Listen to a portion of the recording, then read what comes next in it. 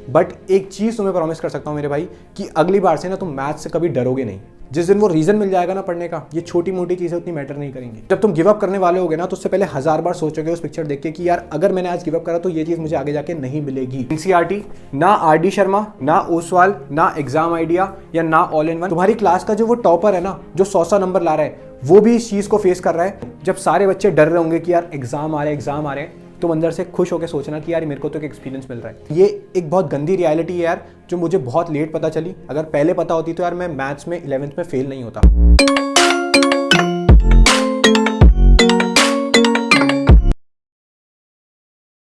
Hi everyone, this is सजल जोशी और आज की वीडियो हम लोग डिस्कस करने वाले हैं तुम मैथ्स में 95% कैसे अचीव कर सकते हो लास्ट के कुछ दिनों के अंदर, स्पेशली अगर तुम कॉमर्स स्ट्रीम से हो। मुझे पता है यार मैथ्स अभी तुम्हारा सबसे बड़ा दुश्मन बन के बैठा है। तुमसे अकाउंट्स हो जाती है, बिजनेस हो जाती है, इकोनॉमिक्स हो जाती है, बट सबसे ज़्यादा प्रॉब्लम अभी तुम्हें आ रही है मैथ्स में। मुझे याद है यार, आज से कुछ टाइम पहले मैं भी इसी सिचुएशन में था और कोस रहा था अपने आप को कि यार क्यों मैंने मैथ्स ली। बहुत बार लगा भी कि गिव अप कर देना चाहिए, बट जब भी तुम्हें गिव अप करने का थॉट आए ना, एक चीज़ अपने आप को रिपीट करना कि मैथ्स लिए है ना तो इसमें भी फोड़ते हैं, मैथ्स लिए है ना तो इस पे भी फोड़ते हैं। बस इसी चीज़ को अपने माइंड में रखते हुए इस पूरी वीडियो को देखना। सब कुछ डिस्कस करेंगे अबाउट मैथ्स, कैसे पढ़नी है, कितनी पढ़नी है, क्या स्ट्रैटेजी रहनी चाहिए मैथ्स को पढ़ने की लास्ट के दिनों के अंदर, सब कुछ इस वीडियो में हम लोग डिस्कस करने वाले हैं। तो स्टार्ट करते हैं आज का वीडियो। फर्स्ट और सबसे इंपॉर्टेंट चीज़ है फॉर्मुलेस। अगर तुमने जितने भी रिक्वायर्ड फॉर्मुलेज है ना उनको लर्न कर लिए, तुम ऑलरेडी आधी जंग जीत चुके हो। और ये चीज़ मुझे बहुत देर बाद जाके रियलाइज़ हुई। मैं स्कूल जाता था, मैं अलग अलग ट्यूशन्स लगाए, बट मुझे मैथ्स कभी समझ में ही नहीं आई। मुझे याद है यार, एक दिन बैठ के ना मैंने सारे फॉर्मुलेज लिखे थे और उसको याद करा था, and from the very next day मेरा मैथ्स को लेके पूरा नज़रिया ही बदल गया। और उस दिन मुझे एक चीज़ समझ में आ गई यार, maths is all about formulae and learning how to apply it. अगर तुम फॉर्मुलेज लर्न कर लेते हो ना तो तुम्हारा जो कॉन्फिडेंस होता है किसी भी क्वेश्चन को लेके, वो 10 टाइम्स अपने आप ही बढ़ जाता है। इस पॉइंट पे भले ही तुम्हें कॉन्सेप्ट्स के थ्रू फॉर्मुलेज निकालने आए ना आए, बट तुम्हें सारे फॉर्मुलेज रटे होने चाहिए अगर तुम्हें सच में बोर्ड्स में 95% स्कोर करना है मैथ्स में। तो भैया एग्जैक्टली करना क्या है? देखो, जब भी तुम एनसीईआरटी उठाते हो ना तो उसके हर चैप्टर या फिर हर एक्सरसाइज के स्टार्टिंग में तुम्हें कुछ फॉर्मुलेज दिए रहते हैं, उनको तुम्हें नोट डाउन कर लेना है। जैसे फॉर एग्जांपल, अगर मैं इन्वर्स ट्रिग्नोमेट्री पढ़ने जा रहा हूँ तो उसके स्टार्टिंग में मुझे कुछ फॉर्मुलेज दिए रहते हैं, जैसे tan inverse x plus tan inverse y, tan inverse x minus tan inverse y। कुछ आइडेंटिटीज दी रहती हैं, जैसे sine inverse minus x is equals to minus sine inverse x. ऐसी tan इनवर्स माइनस एक्स की भी कुछ आइडेंटिटीज दी रहती हैं। तो इन सबको तुम्हें नोट डाउन करना है। अब सिमिलरली एग्जाम्पल के थ्रू चलते हैं यार। सिमिलरली जब मैं डिफरेंशिएशन करने जाऊंगा तो मुझे पहले बहुत सारे डिफरेंशिएशन दिए रहते हैं, जैसे EX का EX, साइन एक्स का कॉस एक्स का minus sine x, sec x का सेक एक्स टेन एक्स। तो ये सारे फॉर्मुलेज मुझे लिखने पड़ेंगे। अब आती है सबसे इंपॉर्टेंट चीज़ जो तुम्हें अभी तक किसी ने नहीं बताई है। कुछ ऐसे फॉर्मुलेज हैं जिनकी तुम्हें ज़रूरत पड़ने वाली है और वो बुक में नहीं दिए गए हैं और तुम्हें याद करना ज़रूरी है। फॉर एग्जाम्पल, अगर मुझे मैक्सिमा मिनिमा वाली एक्सरसाइज करनी है ना, जो लास्ट के 11 से लेके लास्ट के कुछ क्वेश्चन होते हैं जहाँ से 5 मार्कर्स इंपॉर्टेंट बनते हैं, अगर मुझे उस एक्सरसाइज को करना है ना तो सबसे पहले मुझे क्यूब, क्यूबॉइड, कोन, सिलेंडर, इन सब के CSA, TSA और वॉल्यूम पता होनी चाहिए, तभी मैं उस एक्सरसाइज को अटेम्प्ट कर सकता हूं। बट बुक में वो चीज़ नहीं दी गई है। सिमिलरली यार, मुझे ट्रिग्नोमेट्री के बेसिक कुछ फॉर्मुलेज पता होने चाहिए, जैसे sin 2x क्या होता है, sin 3x क्या होता है, cos 3x क्या होता है, या जितने भी ट्रिग्नोमेट्री के बेसिक फॉर्मुलेज हैं वो पता होने चाहिए, तभी मैं इंटीग्रेशन की लास्ट वाली एक्सरसाइजेस को कर सकता हूँ। बट वो बुक में नहीं दी गई है, तो वो सब तुम्हें लिख के याद करनी पड़ेगी। So the whole point is तुम्हें इन सबको लिख के याद करना है। अब तुम सोचोगे भैया यार आपने इतना बता तो दिया यार, इतनी भसड़ करने से अच्छा इसका कोई इजी सॉल्यूशन है क्या? बिल्कुल है। तुम्हें YouTube पे जाना है और सर्च करना है all formulas required for class 12th maths. अगर तुम्हारी अप्लाइड है तो आगे से अप्लाइड लिख देना। तुम्हें जो भी वीडियो अच्छी लगे उसमें जितने भी फॉर्मुलेज कराए ना उनको लिख के अच्छे से याद कर लेना। अगर तुम सीरियसली इस चीज़ को करोगे ना, मुझे नहीं लगता मुश्किल से 4 से 5 घंटे लगेंगे इसको लिख के याद करने में। बट एक चीज़ तुम्हें प्रॉमिस कर सकता हूँ मेरे भाई कि अगली बार से ना तुम मैथ्स से कभी डरोगे नहीं। मैंने बहुत लोगों को कहते हुए सुना है कि यार मैथ्स में ना तुम्हारे बहुत ज़्यादा अच्छे कॉन्सेप्ट्स बने होने चाहिए, कॉन्सेप्चुअल क्लैरिटी होनी चाहिए, जो कि बिल्कुल सही है। मैं उस चीज़ से डिनाई नहीं करता, बट इस चीज़ से भी कोई डिनाई नहीं कर सकता कि बेटा फॉर्मुलेज की अपनी इंपॉर्टेंस है। तुम बहुत बड़ा कोई भी प्रोसीजर करके लाते हो ना, लास्ट में बनता है एक फॉर्मूला ही है, उसको अप्लाई करके ही तुम्हें नंबर मिलते हैं। और ये एक बहुत गंदी रियलिटी है यार, जो मुझे बहुत लेट पता चली। अगर पहले पता होती तो यार मैं मैथ्स में 11th में फेल नहीं होता। अब बच्चे ना काफ़ी ज़्यादा डरते हैं मैथ्स को लेके। मेरे हिसाब से यार मैथ्स में एक सर्टेन लेवल ऑफ स्कोरिंग बहुत आसान है, क्योंकि तुम्हें इसमें स्टेप मार्किंग के नंबर मिलते हैं। तो अगर कोई 5 मार्कर क्वेश्चन है, उसमें तुम फॉर्मुलेज लिख के आ जाओ ना सिर्फ, और उसको थोड़ा सा सॉल्व कर दो, तुम्हारे 2-3 नंबर तो ऑलरेडी सिक्योर्ड हो चुके हैं। फाइनल आंसर आ रहा है नहीं आ रहा है वो तो बात की बात है। तुमने अगर सिर्फ इतना भी लिख दिया ना तो तुम 2-3 नंबर अपने सिक्योर करके बैठे हो। बट फिर वही बात आती है, उसके लिए तुम्हें पहले फॉर्मुलेज पता होने चाहिए, जो मैं बार बार बोल रहा हूँ कि फॉर्मुलेज अगर याद कर लेते हो ना, तुम्हारी आधी जंग तुम जीत चुके हो। मुझे ऐसा लगता है ना कि इस टाइम पे पढ़ाई करते वक्त सबसे बड़ी प्रॉब्लम हमारी क्या आ रही है ना, हमें कंपैरिजन की आदत लग चुकी है। मेरे साथ वाले ने कितना कर लिया, मेरी साथ वाली ने कितना कर लिया। एक चीज़ लाइफ में हमेशा याद रखना यार, जब भी तुम अपने आप को कंपेयर करते हो ना किसी से, तुम सिर्फ अपने आप को डिसरिस्पेक्ट कर रहे हो, क्योंकि हर बंदे के सर्कमस्टेंसेस अलग है, हर बंदे की डेस्टिनी अलग है, हर बंदे की डेस्टिनेशन अलग है। तो कंपैरिजन का कभी कोई सेंस ही नहीं बनता। और अगर तुम आज ये कंपैरिजन वाली आदत नहीं छोड़ोगे ना, तुम लाइफ में कुछ भी अचीव कर लो, तुम कभी खुश नहीं रह सकते। तुम्हें हमेशा यही लगेगा कि यार सामने वाले के पास मेरे से ज़्यादा है, उसकी थाली में 2 सब्जियां ज़्यादा है, ये हमेशा तुम्हें लगेगा।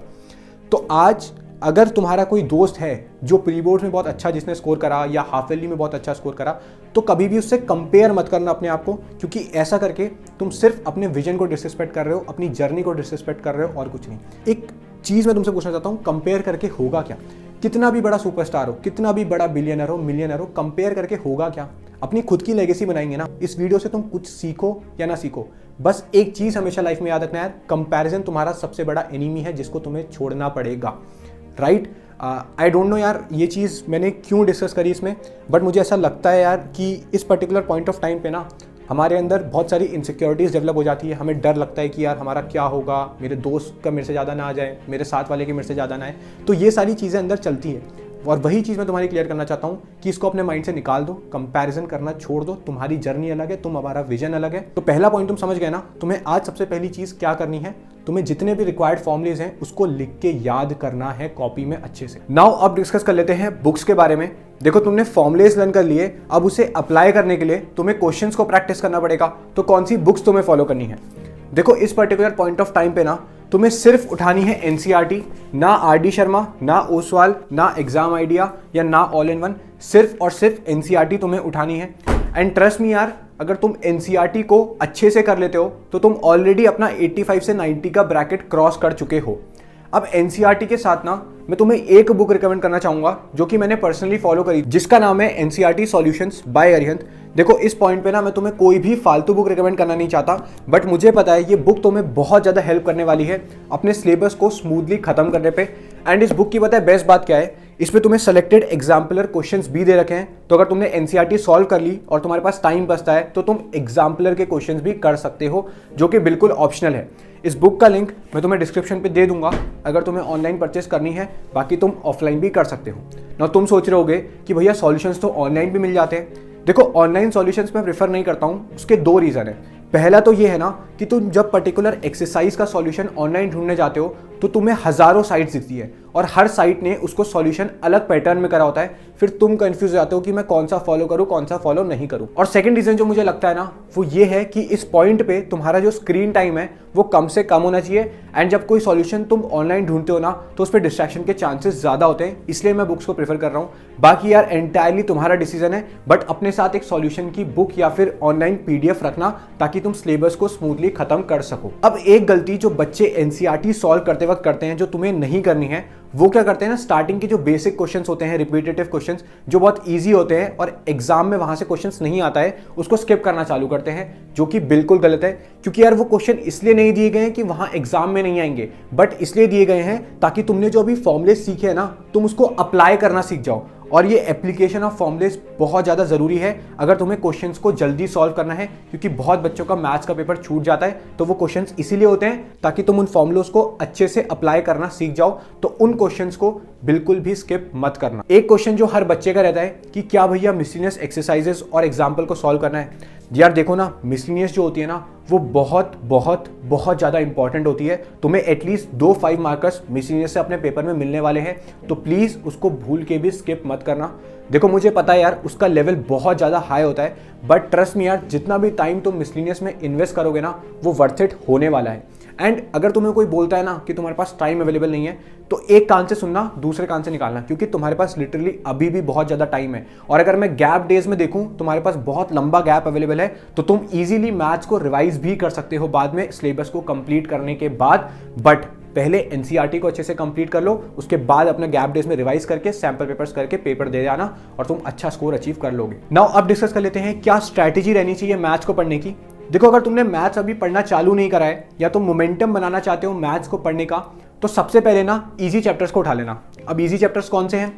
देखो, रिलेशन एंड फंक्शन हो गया, इनवर्स ट्रिग्नोमेट्रिक फंक्शंस, मैट्रिसेस और डिटर्मिनेंट्स, ये 4 चैप्टर तुम्हारे सबसे इजी हैं। तो सबसे पहले इनको स्टार्टिंग में जल्दी से निपटा लेना और एक एक दिन में चैप्टर कंप्लीट हो भी जाएंगे।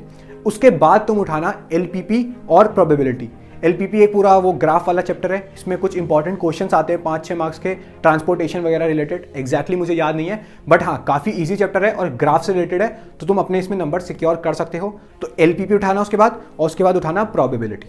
उसके बाद तुम उठाना, इसी पैटर्न में इसको करना तो तुम्हें बहुत ज़्यादा ईजी रहेगा करना। उसके बाद तुम करना डिफरेंशिएशन, मतलब कंटिन्यूटी एंड डिफरेंशिएबिलिटी, और उसी के साथ उठाना एप्लीकेशन ऑफ डेरिवेटिव्स। तो ये 2 चैप्टर साथ में कंप्लीट करना। उसके बाद तुम उठाना कैलकुलस, सबसे पहला इंटीग्रेशन, उसके बाद एप्लीकेशन ऑफ इंटीग्रल्स, उसके बाद तुम्हारा डिफरेंशियल इक्वेशन। ये 3 चैप्टर को एक साथ उठाना, क्योंकि ये 3 चैप्टर आपस में रिलेटेड हैं। तो अगर तुम इंटीग्रेशन अच्छे से कर लोगे तो तुम जो एप्लीकेशन ऑफ इंटीग्रल्स है और डिफरेंशियल इक्वेशन है उसको इजीली निपटा लोगे, क्योंकि सब आपस में रिलेटेड है। और लास्ट में जाके उठाना वेक्टर्स, उसके बाद 3D, जो कि पर्सनली मुझे थोड़े से टफ लगते थे, तो इन चैप्टर्स को तुम लास्ट में उठा लेना। बट मेन चीज़ ये है, स्टार्टिंग के जो 4 चैप्टर है ना बुक के, उसको जल्दी कंप्लीट कर लेना। मुझे अप्लाइड मैथ्स की उतनी नॉलेज नहीं है, तो मैं तुम्हें स्टैंडर्ड की बता सकता हूँ जो नॉर्मल मैंने पढ़ी थी, तो उसी का मैं तुम्हें बेसिस पे बता सकता हूँ कि मैंने इस तरीके से फॉलो करा था और मुझे बहुत ज़्यादा हेल्प मिली थी इसको करने पे। अब तुम्हारा मेन क्वेश्चन ये रहेगा कि भैया पढ़ना कैसे। देखो, सिंपल सा फंडा है, तुम कोई भी चैप्टर जो उठाने वाले हो ना, उससे पहले उसके YouTube पे 1 शॉट लेक्चर्स देख लेना या फिर कॉन्सेप्ट्स देख लेना, वहां से समझ लेना। उसके बाद तुम सॉल्व करना एनसीईआरटी को, उसके बाद मिसलेनियस एग्जांपल्स और एक्सरसाइजेस को कर लेना। यही रहनी है सबसे सिंपल और सबसे इफेक्टिव स्ट्रैटेजी। बहुत कॉम्प्लिकेटेड नहीं बताई यार, बेसिक से स्ट्रैटेजी है। पहले यूट्यूब पे देखो कॉन्सेप्ट, उसके बाद एनसीईआरटी सॉल्व करो। This is the only strategy तुम्हें फॉलो करनी है, कोई सीक्रेट स्ट्रैटेजी नहीं, कुछ नहीं। सिंपली अगर ये चीज़ करोगे तुम्हें बहुत हेल्प मिलेगी। मुझे पता है यार, आने वाले टाइम पे चीज़ें डिफिकल्ट होने वाली हैं, बट कुछ देर की बात और है, फिर सब ठीक हो जाएगा। तो आज अपना बेस्ट दो यार। अगर 12-12 घंटे ही पढ़ना पड़ता है ना, तो कतराना मत। रिजल्ट क्या आता है उससे घंटा फर्क नहीं पड़ता। फर्क इस चीज़ से पड़ता है कि यार आज तुमने अपना बेस्ट दिया या नहीं दिया। एक बहुत फेमस कोड भी यार, don't be afraid of failures but be terrified of regrets. मतलब इस चीज़ से मत डरो कि यार कल को अगर मैं फेल हो गया तो क्या होगा, मेरे कम नंबर आए तो क्या होगा, बट इस चीज़ से डरो कि आज अगर तुमने अपना बेस्ट नहीं दिया, आज अगर तुमने एफर्ट नहीं मारा, तो कल को जाके तुम कितना रिग्रेट करोगे इस चीज़ को। देखो यार, सबके पास ना बहुत लिमिटेड टाइम है इस धरती के ऊपर, कोई हमेशा नहीं रहने वाला। बट मैटर ये करता है कि यार जितने टाइम भी तुम जिए, तुमने लाइफ में कितने एक्सपीरियंसेस गेन करे। और मेरे हिसाब से एक वो बंदा जो 25-30 साल जिया और उसने ज़्यादा एक्सपीरियंसेस गेन करे एक ऐसे इंडिविजुअल से जो 70-80 साल जिया, तो वो उससे 10 गुना बेटर है ऑलरेडी। तो इस एग्ज़ाम को ना एक एक्सपीरियंस की तरह लो। जब सारे बच्चे डर रहे होंगे कि यार एग्ज़ाम आ रहे हैं, तो अंदर से खुश होकर सोचना कि यार मेरे को तो एक एक्सपीरियंस मिल रहा है। अच्छा जाएगा बुरा जाएगा वो तो बात की बात है, बट एटलीस्ट मुझे एक्सपीरियंस तो मिल रहा है ना। नज़रिए की बात है यार, अच्छी चीज़ें देखोगे तो अच्छी चीज़ें दिखेंगी, बुरी चीज़ें देखोगे तो बुरी चीज़ें मिलेंगी। कुछ समझ में आ रहा है क्या बोल रहा हूँ मैं? भाषण जैसा तो नहीं लग रहा है, बता देना यार अगर भाषण जैसा लग रहा है। मैं नहीं डिस्कस करूँगा ये चीज़ें अगली वीडियो पे, बट मुझे ऐसा लगता है कि यार ये चीज़ें जानना तुम्हारा बहुत ज़्यादा ज़रूरी है, तो इसलिए डिस्कस करता हूँ, है ना। बाकी मेन चीज़ क्या डिस्कस करनी थी कि भाई पहले इजी चैप्टर्स को उठा लो, चाहे रिलेशन एंड फंक्शन हो गया, ट्रिग्नोमेट्री वाला चैप्टर हो गया, मैट्रिसेस, डिटर्मिनेंट्स, ये तुम्हारे इजी चैप्टर्स है, इनको पहले उठा लो और सिर्फ यूट्यूब पे जाके कॉन्सेप्ट समझो, एनसीईआरटी को सॉल्व करो, दैट्स इट। और कुछ करने की जरूरत नहीं, कोई स्ट्रैटेजी नहीं, कुछ नहीं। अभी तुम्हारा सैम्पल पेपर का भी मैं डिस्कशन कर देता हूँ, बस इतना अगर तुम कर लोगे ना तो तुम ऑलरेडी 85 से 90 क्रॉस कर चुके हो। अब डिस्कस कर लेते हैं सैम्पल पेपर के बारे में। ध्यान से सुनना, तुम्हें उठाने हैं पास्ट 5 ईयर के सीबीएसई के क्वेश्चन पेपर। कोई सैंपल पेपर अलग से करने की जरूरत नहीं है। जो पास्ट 5 ईयर के सीबीएसई के क्वेश्चन पेपर है, उन्हें तुम्हें प्रॉपर 3 घंटे की सिटिंग के साथ करने हैं। अब इसमें इंपॉर्टेंट चीज क्या है, उन क्वेश्चन पेपर्स को ना तुम्हें खुद से चेक करना है, और जो भी क्वेश्चन तुमसे नहीं बना या डिफिकल्ट है या गलत तुमने करा, उसको तुम्हें दोबारा सॉल्व करना है प्रैक्टिस करके, और उन क्वेश्चंस में तुम्हें अच्छे से कमांड बनानी है। अब इससे होगा क्या ना, जब तुम प्रीवियस ईयर क्वेश्चन पेपर्स कर लोगे तो तुम्हें प्रीवियस ईयर क्वेश्चंस अलग से करने की जरूरत नहीं पड़ेगी। तो इसलिए पास्ट 5 ईयर के सीबीएसई के क्वेश्चन पेपर्स कर लेना। अगर तुम अप्लाइड मैथ्स वाले हो यार तो तुम सैम्पल पेपर्स कर लेना, बिकॉज ऑब्वियसली तुम्हारे पास प्रीवियस ईयर क्वेश्चन पेपर्स नहीं होंगे, तो तुम सैम्पल पेपर्स कर लेना। मैं तुम्हें लिंक दे दूंगा डिस्क्रिप्शन पे अच्छे सैम्पल पेपर्स की, तुम वहां से जाके उसको परचेस कर सकते हो। तो लास्ट इंपॉर्टेंट चीज क्या है, पास्ट 5 ईयर के क्वेश्चन पेपर्स तुम्हें करने हैं और अच्छे से तुम्हें चेक करना है, दैट्स इट। मैंने बहुत ही सिंपल वीडियो रखने का ट्राई करा यार, कुछ भी कॉम्प्लिकेट करने का ट्राई नहीं करा। फॉर्मुलेस, एनसीईआरटी सॉल्यूशंस, इंपॉर्टेंट चीज़ है मिसलेनियस एग्जाम्पल और एक्सरसाइजेस करनी है, और फाइनली पास्ट 5 ईयर के सीबीएसई के क्वेश्चन पेपर्स करने हैं, दैट्स इट। तुम पास्ट 5 ईयर के सीबीएसई के सैम्पल पेपर्स को सॉल्व कर लोगे ना, तो तुम फिर 95 इजीली अचीव कर लोगे। नाउ एक बच्चे का मुझे वॉइस नोट आया था एंड ही वाज लाइक, भैया मैंने आपकी वीडियोस देखी और उन वीडियोस से मैं इंस्पायर तो बहुत हुआ, बट आपने अपनी वीडियोस में बोला है ना कि 10-10 घंटे पढ़ना, बट मेरे साथ प्रॉब्लम ये हो रही है कि जब मैं पढ़ने बैठता हूँ ना, तो कुछ देर बाद जब मुझसे क्वेश्चंस नहीं बनते हैं तो मैं बहुत ज़्यादा फ्रस्ट्रेट हो जाता हूँ और फिर मैं गिव अप कर देता हूँ, और जब टाइम निकल जाता है ना तो उस चीज़ का मुझे बहुत ज़्यादा रिग्रेट होता है, उसके बाद अपने ऊपर गुस्सा आता है, फिर मैं आगे कभी नहीं पढ़ पाता। तो इस चीज़ का क्या सॉल्यूशन है? तो इसके ना सिंपली 2 सॉल्यूशन है। पहला सॉल्यूशन तो ये है ना कि तुम्हें ये चीज़ एक्सेप्ट करनी पड़ेगी कि एक बहुत कॉमन चीज़ है और हर किसी के साथ होती है। तुम्हारी क्लास का जो वो टॉपर है ना, जो 100 नंबर ला रहा है, वो भी इस चीज़ को फेस कर रहा है, तो ये एक्सेप्टेबिलिटी कहीं ना कहीं तुम्हारी फ्रस्ट्रेशन को कम करेगी। And to be very honest यार, ये चीज़ सिर्फ पढ़ाई में नहीं होती, ये हर चीज़ में होती है यार। एज अ वीडियो मेकर भी यार हज़ारों प्रॉब्लम्स आती हैं। कभी वीडियो अपने आप बंद हो जाती है, कभी माइक अपने आप खराब हो जाता है, कभी कभी माइक अंदर को धंस जाता है तो पूरी आवाज़ में ग्लिच आ जाता है। इनफैक्ट ये वीडियो भी मैं आधी दोबारा रीशूट कर रहा हूँ बिकॉज आधी वीडियो रिकॉर्ड हो ही नहीं पाई। होती है मुझे भी उस चीज़ से frustration, but at the end of the day यार गिव अप करना तो सॉल्यूशन नहीं है ना। ठीक है यार, कभी कभी बहुत ज़्यादा फ्रस्ट्रेशन होती है, नहीं करता है मन पढ़ने का, ठीक है 10-15 मिनट का ब्रेक ले लो, अच्छे अच्छे गाने सुन लो, उसके बाद दोबारा पढ़ना चालू कर दो। So the first thing is यार, एक्सेप्टेबिलिटी बहुत ज़रूरी है कि ये चीज़ बहुत कॉमन है और हर किसी के साथ ही होती है, दुनिया में कोई भी हो ना, हर कोई चीज़ को फेस करता है। और सेकंड सॉल्यूशन जो मुझे इसका लगता है ना, कि जब भी तुम पढ़ने बैठते हो ना, अपनी टेबल के सामने एक चीज़ की पिक्चर ज़रूर रखना जो तुम्हें लाइफ में चाहिए, चाहे वो तुम्हारी ड्रीम लाइफ हो गई, ड्रीम कार हो गई, ड्रीम हाउस या ड्रीम कॉलेज, उसकी पिक्चर ज़रूर होनी चाहिए। तो जब तुम गिव अप करने वाले होगे ना, तो उससे पहले 1000 बार सोचोगे उस पिक्चर देख के कि यार अगर मैंने आज गिव अप करा तो ये चीज़ मुझे आगे जाके नहीं मिलेगी। तुम खुद उसका सॉल्यूशन ढूंढना चालू करोगे, चाहे टीचर को फ़ोन करके डाउट सॉल्व करवाना हुआ या यूट्यूब पे जाके सॉल्यूशन ढूंढना हुआ, तुम लेकिन गिव अप नहीं करोगे। आज प्रॉब्लम पता इतनी है कि तुम्हें तुम्हारा वाई नहीं पता, तुम्हें तुम्हारा रीज़न नहीं पता कि यार मैं क्यों पढ़ रहा हूँ। जिस दिन वो रीज़न मिल जाएगा ना पढ़ने का, ये छोटी मोटी चीज़ें उतनी मैटर नहीं करेंगी। अगर तुमने यहाँ तक पूरा वीडियो देखा है यार, कमेंट कर देना comparison is your biggest enemy. इस वीडियो को इतना ही रखता हूँ यार। आई होप तुम्हें कुछ समझ में आओगे इस वीडियो में। मिलते हैं अगली वीडियो में, तब तक के लिए ऑल द बेस्ट।